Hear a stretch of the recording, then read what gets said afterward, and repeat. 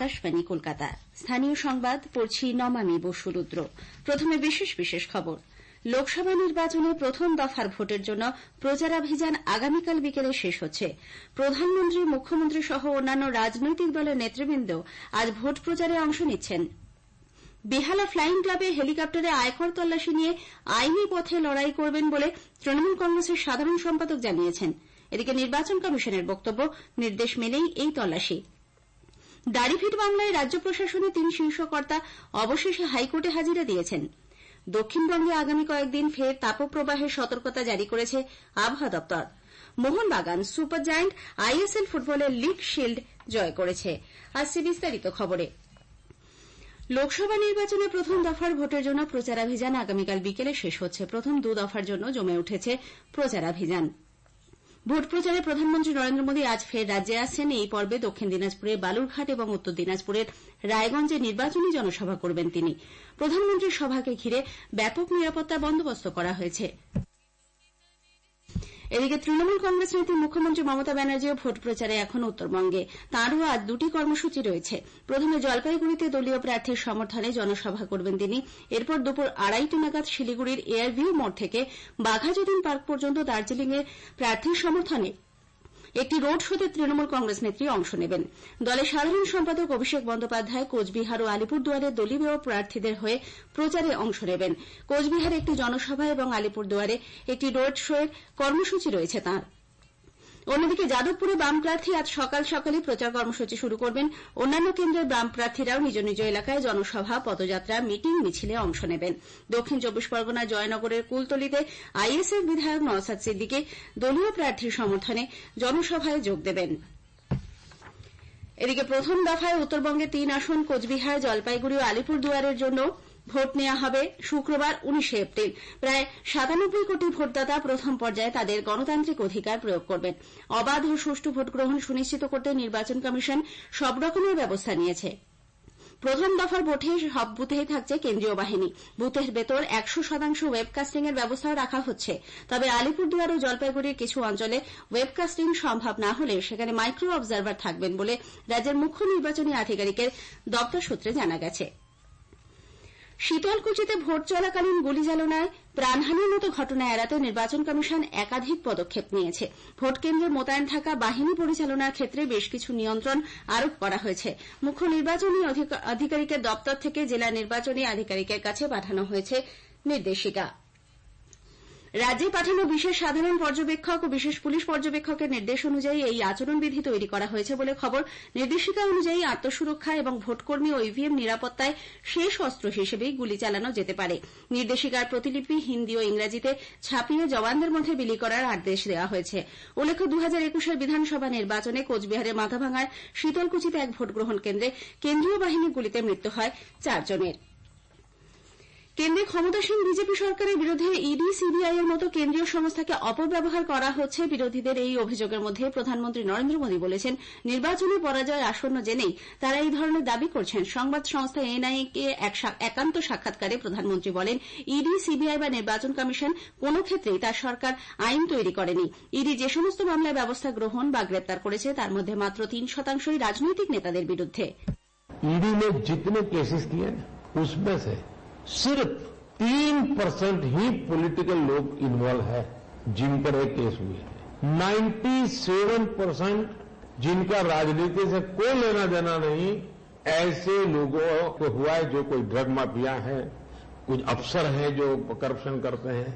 पिछले 10 साल में हमने 2200 करोड़ रुपया कैश जब्त किया। বেহালা ফ্লাইং ক্লাবে হেলিকপ্টারে আয়কর তল্লাশি নিয়ে আইনি লড়াই করার কথা জানিয়েছেন তৃণমূল কংগ্রেসের সাধারণ সম্পাদক অভিষেক ব্যানার্জি।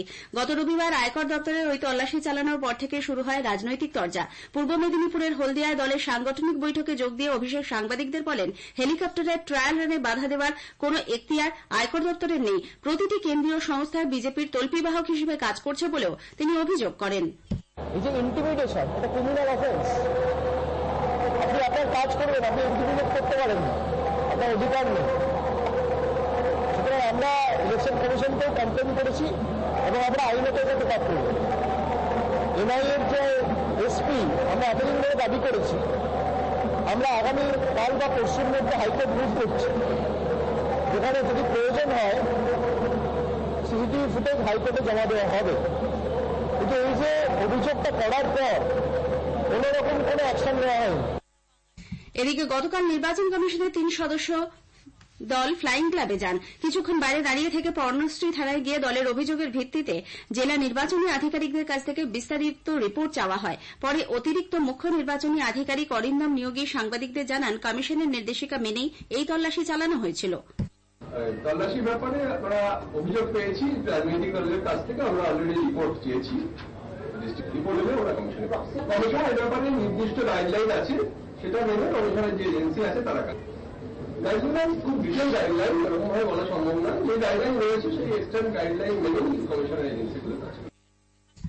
লোকসভা নির্বাচনে রাজ্যের মুখ্য নির্বাচনী আধিকারিকের দপ্তরে আধিকারিক ও রাজ্য সরকারের উচ্চপদস্থ আধিকারিকদের নিরপেক্ষভাবে কাজ করার দাবি জানিয়ে সিপিআইএম এর রাজ্য সম্পাদক মণ্ডলীর সদস্য শ্রমিক লাহিড়ী, রবীন্দ্র, সিপিআইএম এর কলকাতা জেলা সম্পাদক কল্লোল মজুমদার এবং সুখেন্দু পানিগ্রাহী নেতৃত্বে এক প্রতিনিধি দল গতকাল মুখ্য নির্বাচনী আধিকারিক ড আরিজ আফতাবের সঙ্গে দেখা করেন। পরে শ্রমিক লাহিড়ী সাংবাদিকদের বলেন, সরকারি কোষাগার থেকে ভোটারদের ব্যাংক অ্যাকাউন্টে টাকা দেওয়ার বিষয়ে তৃণমূল কংগ্রেসের রেডিও বিজ্ঞাপন নিয়ে অভিযোগ জানালেও কোনো সুরাহা হয়নি।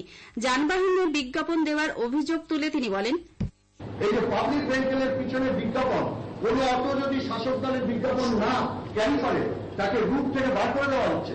কোন বাস শাসক দলের হোর্ডিং যদি না টানায় তাকে ডিউটি থেকে বসিয়ে দেওয়া হচ্ছে। পাবলিক ভেহিকেলে পারে বিজ্ঞাপন করতে আমরা জানতে চাইলাম, কোন উত্তর দিতে পারছে না, বলবে। তারপর বললাম এগুলো কমার্শিয়াল ভেহিকেল, তাহলে কমার্শিয়াল ভেহিকেলে যদি বিজ্ঞাপন দিতে হয় তাহলে সেটা এক্সপেন্ডিচারের একটা রিফ্লেকশন থাকবে। এক্সপেন্ডিচারের কোনো রিফ্লেকশন থাকছে না, তাহলে আপনার অফিস কি করছে? স্থানীয় সংবাদ শুনছেন আকাশবাণী কলকাতা কেন্দ্র থেকে। উত্তর দিনাজপুরের দাড়িভিট মামলায় রাজ্য প্রশাসনের 3 শীর্ষকর্তা অবশেষে হাইকোর্টে হাজিরা দিয়েছেন। আদালতের নির্দেশ অবমাননার অভিযোগ তুলে তাদের হাজিরা দিতে বলে হাইকোর্ট। ভর্ৎসনাও করা হয়।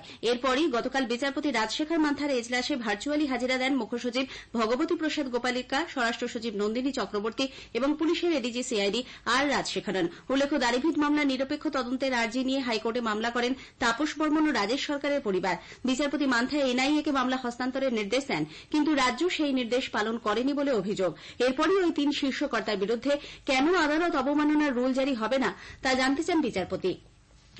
দক্ষিণবঙ্গে আগামী কয়েকদিন ফের তাপপ্রবাহের সতর্কতা জারি করেছে আবহাওয়া দপ্তর। আগামীকাল ও বৃহস্পতিবার 2 মেদিনীপুর, ঝাড়গ্রাম, পুরুলিয়া, বাঁকুড়া, দক্ষিণ 24 পরগনা এবং 2 বর্ধমানে তাপপ্রবাহের সম্ভাবনা। বাকি জেলাগুলিতে থাকবে অস্বস্তিকর গরম। সামগ্রিকভাবে কলকাতা সহ দক্ষিণবঙ্গের সব জেলাতেই গ্রীষ্মের দহন অনুভূত হবে। পশ্চিম দিক থেকে শুষ্ক গরম হাওয়া প্রবেশ করাতেই তাপমাত্রা হু হু করে বাড়ছে। এ সময় দক্ষিণবঙ্গের সব জেলাতেই তাপমাত্রা স্বাভাবিকের 2 থেকে 4 ডিগ্রি ওপরে উঠতে পারে। কলকাতায় আজ সকালে সর্বনিম্ন তাপমাত্রা রেকর্ড করা হয় 28.6 ডিগ্রি সেলসিয়াস, স্বাভাবিকের থেকে 3 ডিগ্রি বেশি। গতকাল সর্বোচ্চ তাপমাত্রা ছিল 38 ডিগ্রির ওপরে। দমদমে তাপমাত্রা প্রায় 40 ডিগ্রি ছুঁয়েছে। ব্যারাকপুর, শ্রীনিকেতন সহ বেশ কয়েকটি এলাকায় তা 40 ডিগ্রি ছাড়িয়ে যায়। শারীরিক অসুস্থতা এড়াতে একগুচ্ছ সতর্কতামূলক নির্দেশিকা জারি করেছে আবহাওয়া দপ্তর। কৃষক সম্প্রদায়কে স্বস্তি দিয়ে ভারতীয় আবহাওয়া দপ্তর জানিয়েছে, দেশে এবছর বর্ষায় স্বাভাবিকের থেকে বেশি বৃষ্টি হবে। নতুন দিল্লিতে গতকাল দক্ষিণ পশ্চিম মৌসুমী কাল নিয়ে আয়োজিত এক সাংবাদিক বৈঠকে ভূবিজ্ঞান মন্ত্রকের সচিব ড এম রবিচন্দ্রন বলেন, এবারের বর্ষায় জুন থেকে সেপ্টেম্বর মাসে গড় বৃষ্টিপাতের পরিমাণ 106% হতে পারে। তবে উত্তর পশ্চিম, পূর্ব এবং উত্তর পূর্বের রাজ্যগুলিতে স্বাভাবিকের থেকে কম বৃষ্টি হবে। মোহনবাগান সুপার জায়ান্ট আইএসএল ফুটবলে লিগ শিল্ড জয় করেছে। যুব ভারতীর ক্রীড়াঙ্গনে গতকাল মোহনবাগান 2-1 গোলে মুম্বাই সিটি এফসি কে হারিয়ে আইএসএল এর 10 বছরের ইতিহাসে এই প্রথমবার লিগ শিল্ড জয়ে নজির গড়ল। 22 ম্যাচে 48 পয়েন্ট নিয়ে লিগের শীর্ষে থেকে দখল করে নেয় সবুজ মেরুন দল।